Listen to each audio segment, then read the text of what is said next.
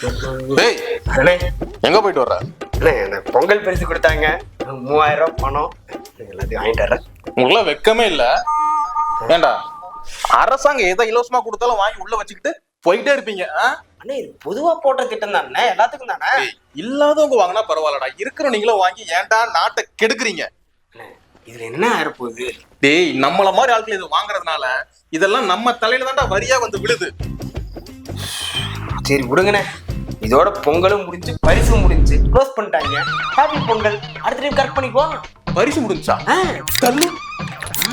டேய் எங்க வீட்ல இன்னும் வாங்கவே இல்லையே. ஏய் என்னடா சொன்ன? என்னடா டேய்ங்கற? ஏண்டா உங்களுக்கு எல்லாம் கவர்மெண்ட் கொடுத்தா ஏன் கொடுக்குறாங்கன்னு கேக்குற. கொடுக்கல அப்படின்னா உன கவர்மெண்ட்ல கொடுத்தாங்க இவங்க தரல பாத்தியான்னு கேக்குற. நம்ம ஆளுங்க வெட்டிக்கிறது பேசிட்டு இப்படியும் விட்டுட்டு போக முடியாது. டோக்கன் கொடுத்தாங்களாண்ணே? நான் தான் நேத்து எங்க ஏரியால முதல்ல வாங்கி வச்சுக்கிறேன். அண்ணே இதான் டோக்கன்.